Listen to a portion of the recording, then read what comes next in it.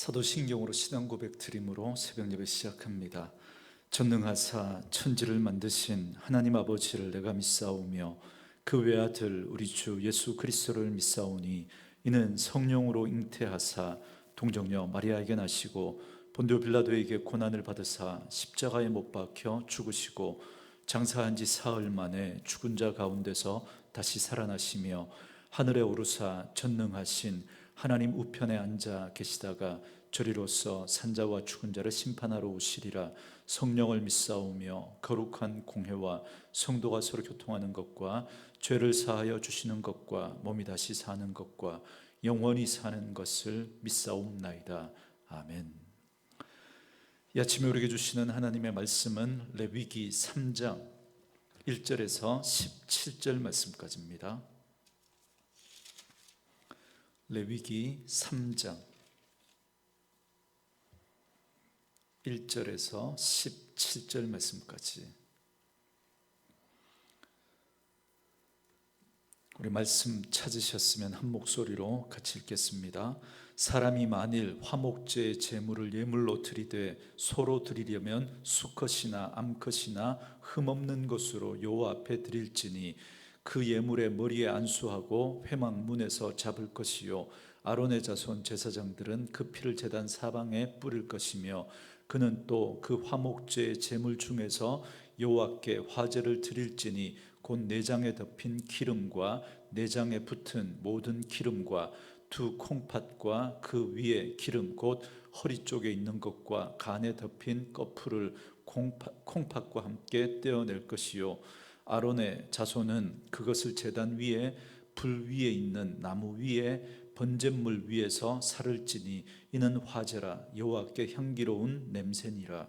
만일 여호와께 예물로 드리는 화목제의 제물이 양이면 수컷이나 암컷이나 흠없는 것으로 드릴지며 만일 그의 예물로 드리는 것이 어린 양이면 그것을 여호와 앞으로 끌어다가 그 예물의 머리에 안수하고 회막 앞에서 잡을 것이요 아론의 자손은 그 피를 제단 사방에 뿌릴 것이며 그는 그 화목제의 제물 중에서 여호와께 화제를 드릴지니 그 기름 곧 미골에서 밴 기름진 꼬리와 내장에 덮인 기름과 내장에 붙은 모든 기름과 두 콩팥과 그 위에 기름 곧 허리 쪽에 있는 것과 간에 덮인 꺼풀을 콩팥과 함께 떼어낼 것이요 제사장은 그것을 제단 위에서 불사를 지니 이는 화제로 여호와께 드리는 음식이니라.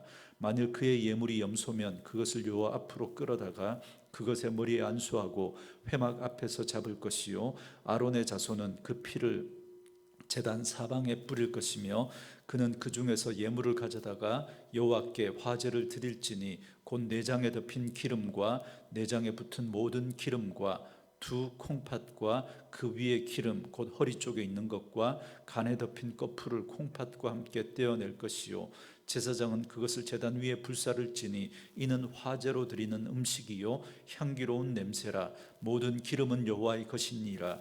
너희는 기름과 피를 먹지 말라. 이는 너희의 모든 처소에서 너희 대대로 지킬 영원한 규례니라. 아멘. 오늘은 함께 읽으신 레위기 3장 1절에서 7절 말씀을 중심으로 화목제라는 제목의 말씀으로 잠시 은혜를 나누겠습니다.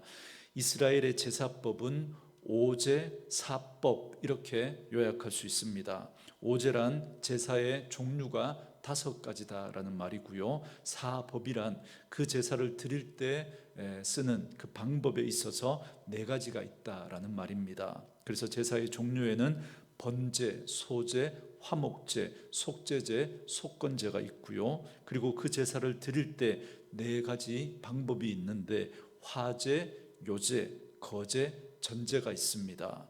화제란 우리가 번제와 소제 때 이미 살펴봤던 것처럼 불태워서 드리는 방법을 말합니다. 요제는 흔들어서 드리는 방법을 말하고요. 그리고 거제란 든다는 겁니다. 그 제물을 들어서 드리는 방법을 말합니다. 그리고 전제란 부어서 드리는 제사법을 말합니다. 그래서 레위기는 1장부터 7장까지 오제 사법을 설명하고 있는데요. 오늘은 번제와 소제에 이어서 화목제에 대한 말씀을 살펴보도록 하겠습니다. 먼저 1절 말씀해 보시면 사람이 만일 화목제의 제물을 예물로 드리되 소로 드리려면 수컷이나 암컷이나 흠없는 것으로 여호와 앞에 드릴지니 그럽니다. 여러분, 여기서 화목제에서 화목이라고 번역된 이 히브리어 단어가 샬렘이라는 단어입니다. 샬롬이라고 하는 그 단어에서 파생된 단어로 샬롬의 남성 복수형입니다. 그런데 이 샬롬을 우리가 일반적으로 평화 또는 분쟁이 없이 사이좋게 지내는 걸 우리는 지내는 그 상태로 우리는 그렇게 일반적으로 이해하고 있는데요. 히브리인들에게 이 샬롬은 단수형으로 쓰일 때는 몸과 정신이 온전한 상태, 그러니까 안녕이라는 뜻입니다. 이걸 오늘 우리식으로 표현하면 행복이라는 단어로 바꿔도 될 것 같습니다. 그런데 이 샬롬이 오늘 본문에서처럼 복수형으로 쓰일 때는 그 뜻이 보다 확장됩니다. 그래서 번창 혹은 복지라고 하는 그런 의미로 쓰입니다. 그러니까 개인의 행복을 넘어서서 공동체의 행복, 복지, 그런 개념이니까, 그러니까 개인의 행복을 넘어서서 공동체의 행복, 그걸 뜻하는 의미가 있는 것이죠. 그리고 히브리인들에게 있어서 이 샬롬은 단순히 사이좋게 지낸다라고 하는 추상적인 개념을 넘어서서 일상생활에서 아주 밀접한 구체적인 행위를 수반하는 겁니다. 그러니까 어떤 개인의 행복, 공동체의 행복을 추구하기 위해서는 어떤 희생이나 어떤 행위가 요구되어진다는 겁니다. 그게 구체적으로 요구되어지는 그런 개념을 가지고 있습니다. 그렇기 때문에 하나님께서 독생자 예수님을 우리에게 화목제물로 주셨다라고 하는 이 말씀은 단순히 우리가 아무 탈 없이 지내는 그런 수준을 넘어서서, 그걸 넘어서 개인의 행복, 나아가서 공동체의 행복을 위해서 하나님께서 구체적인 행위가 수반된 개념인 거죠. 그래서 하나님은 우리의 구원과 행복, 그러니까 양으로 생명을 얻고 더 풍성히 얻게 하시기 위해서 하나님은 예수님을 십자가에 내어 놓으면서 그 예수님의 희생을 통해서, 그 예수님의 죽음이라고 하는 그 구체적인 행동을 통해서 우리의 행복과 우리 공동체의 행복을 하나님은 추구하셨던 것입니다. 이러한 사실은 화목제를 드릴 때 사용되어졌던 제물과 그리고 그 제사를 드리는 방법에서도 확인할 수 있습니다. 여러분, 화목제는 제사장이 제물의 그 가죽만 취하고 나머지는 모두 다 불태워드렸던 그 번제와는 달랐습니다. 화목제 때 드렸던 희생 제물의 고기는 모든 사람과 함께 나누어 먹었다는 사실을 여러분 기억할 필요가 있습니다. 좀 더 구체적으로 말씀을 드리면 제물의 가슴과 우편 뒷다리는 제사장과 그 가족들의 몫입니다. 그러니까 여기서도 기업이 없었던 제사장을 배려하는 하나님의 손길을 우리가 여기서도 확인할 수 있죠. 그리고 나머지 부분들은 제사를 드리는 사람이 그곳에서 이웃들과 함께 나누어 먹었다라는 것입니다. 그런데 여러분 잘 보시면 번제를 드릴 때는 제사를 드리는 사람들의 경제적인 형편을 생각해서 가난한 사람들은 작은 새, 비둘기를 잡아서 드릴 수 있도록 배려해 주셨습니다. 그런데 여러분, 이 화목 제물에는 그런 규정이 없습니다. 화목제에는 작은 새를 드리는 규정이 아예 빠져 있습니다. 1절과 6절과 12절에 보시면 화목제에 사용되는 제물은 소나 양이나 염소만 이렇게 사용할 수 있었습니다.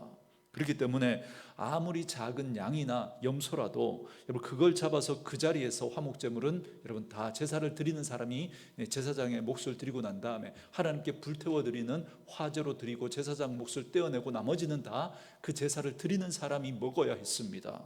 그렇다면 한 가족이 여러분 그걸 다 먹을 수 있겠습니까? 아무리 작은 양이나 염소도 여러분 30명은 그렇게 되어야 여러분 그걸 한 자리에서 다 먹을 수 있지 않겠습니까?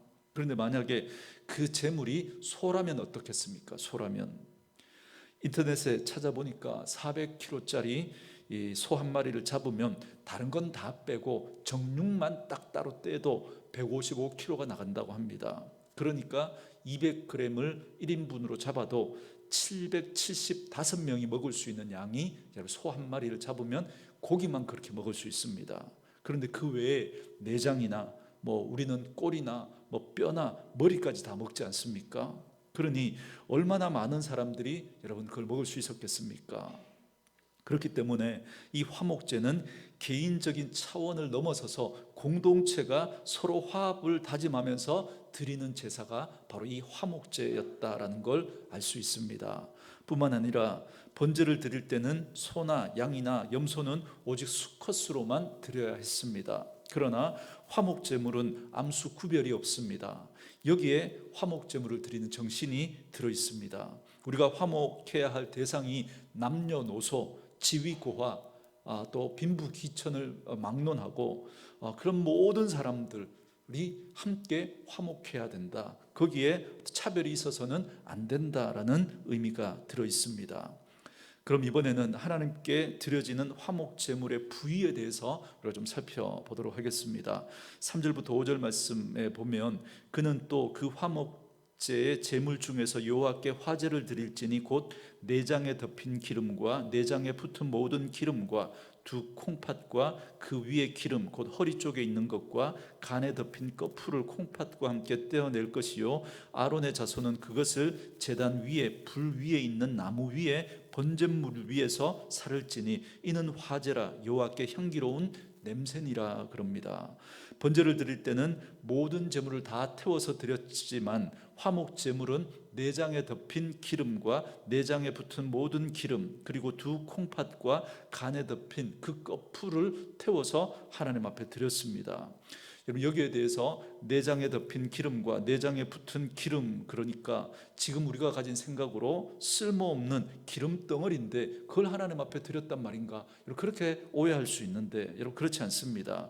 기름이라고 하는 이 단어가 히브리어로 헬레브라는 단어인데요, 지방이라는 1차적인 뜻을 가지고 있지만 그것과 함께 중요한 뜻이 어떤 뜻이냐면 최상의 것이라는 뜻을 가지고 있습니다. 최상의 것.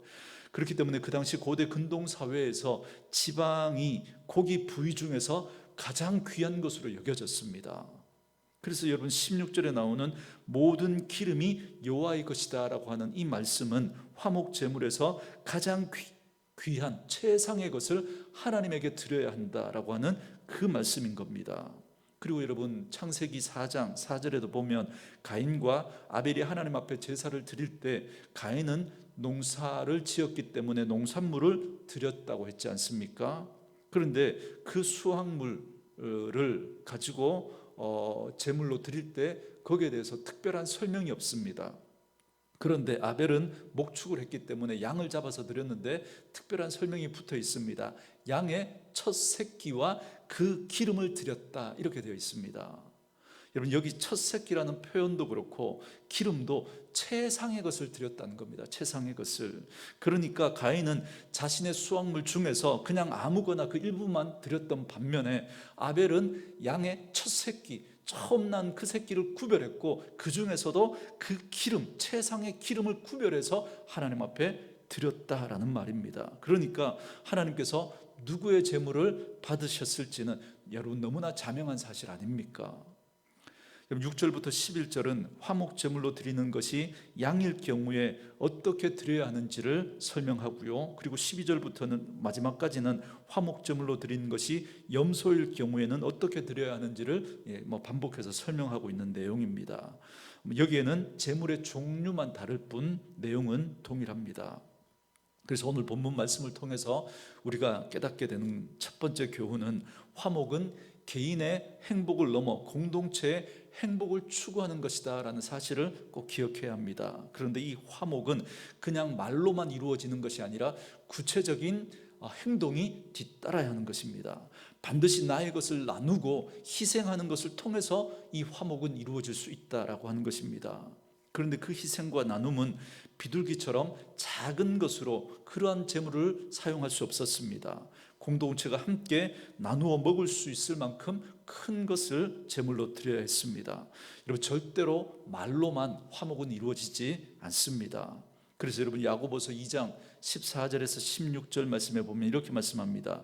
내 형제들아, 만일 사람이 믿음이 있노라 하고 행함이 없으면 무슨 유익이 있으리요? 그 믿음이 능히 자기를 구원하겠느냐? 만일 형제나 자매가 헐벗고 일용할 양식이 없는데 너희 중에 누구든지 그에게 이르되 평안히 가라, 덥게 하라, 배부르게 하라 하며 그 몸에 쓸 것을 주지 아니하면 무슨 유익이 있으리요?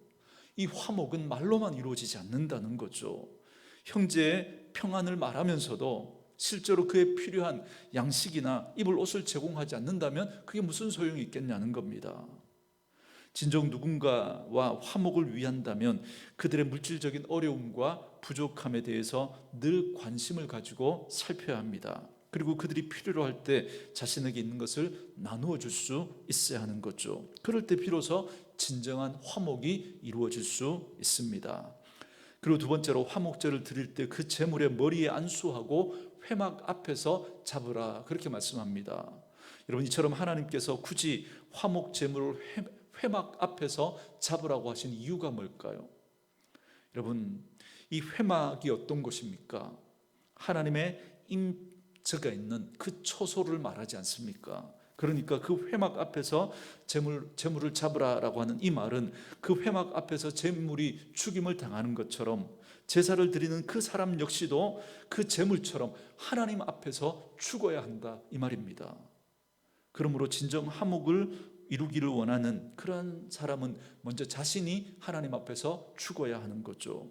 내 생각이 하나님 그 생각보다 앞설 수 없고 내 생각이 하나님 앞에서, 하나님의 생각 앞에서 내 생각이 죽어야 합니다.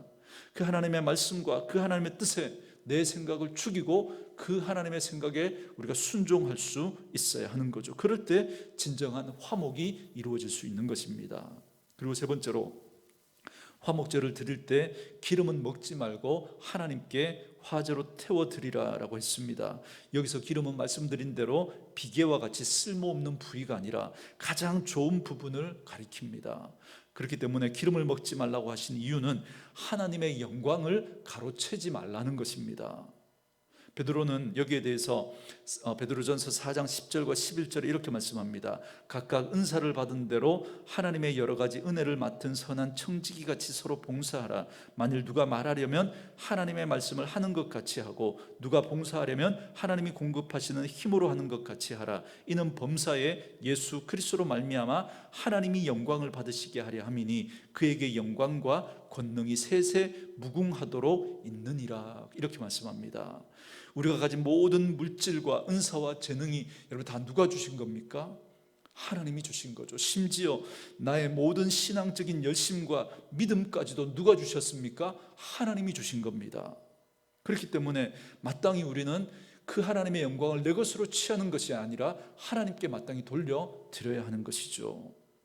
오늘도 말씀으로 이 하루를 시작하는 저와 여러분에게 이 은혜가 있기를 주님의 이름으로 축원합니다. 예수 그리스도로 말미암아 주어진 저와 여러분 안에 있는 이 행복이 개인의 행복을 넘어서서 공동체의 행복으로 확장되어져야 합니다. 그러려면 여러분, 우리 안에 이런 희생과 나눔이 있어야 하는 거죠.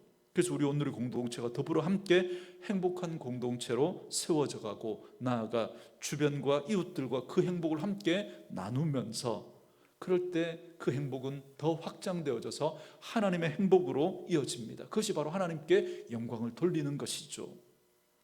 저는 말씀으로 이 하루를 시작하는 저와 여러분에게 이 은혜가 있기를, 그래서 예수 안에서 우리가 행복하고 그 행복으로 우리 공동체와 다른 사람들을 행복하게 하고 하나님을 행복하게 하는 그런 분들 되어줄 수 있기를 주님의 이름으로 축원합니다.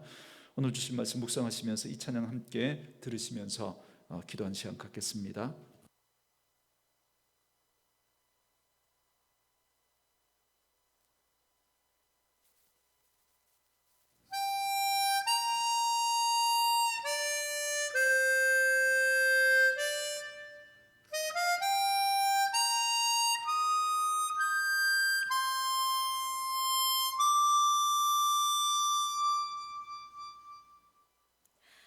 화려하지 않아도 정결하게 사는 삶, 가진 것이 적어도 감사하며 누리며 사는 삶 내게 주신 작은 힘 나눠주며 사는 삶 이것이 나의 삶의 행복이라오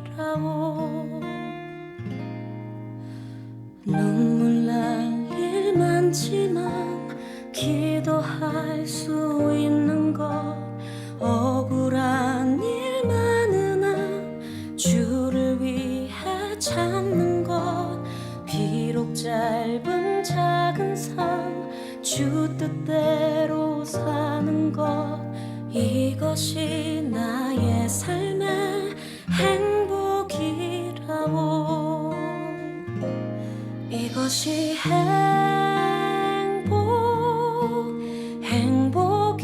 행복이라오 세상은 알 수 없는 하나님 선물 이것이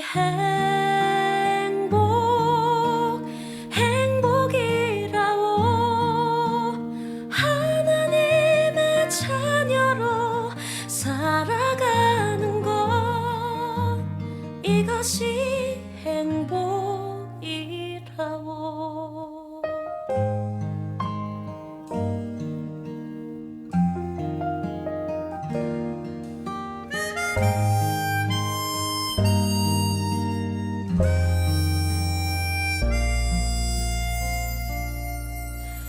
눈물 날 일 많지만 기도할 수 있는 것 억울한 일 많으나 주를 위해 참는 것 비록 짧은 작은 삶 주 뜻대로 사는 것 이것이 나의 삶의 행복이라오 이것이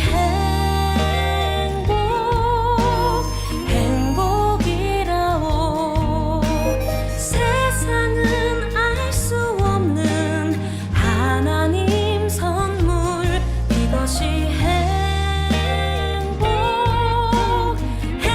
행복이라오 하나님의 자녀로 살아가는 것 이것이 행복이라오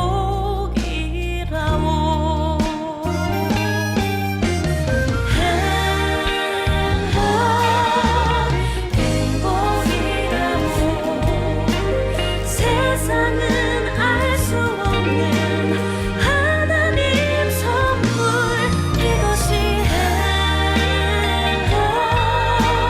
행복이라오 하나님의 자녀로 살아가는 것 이것이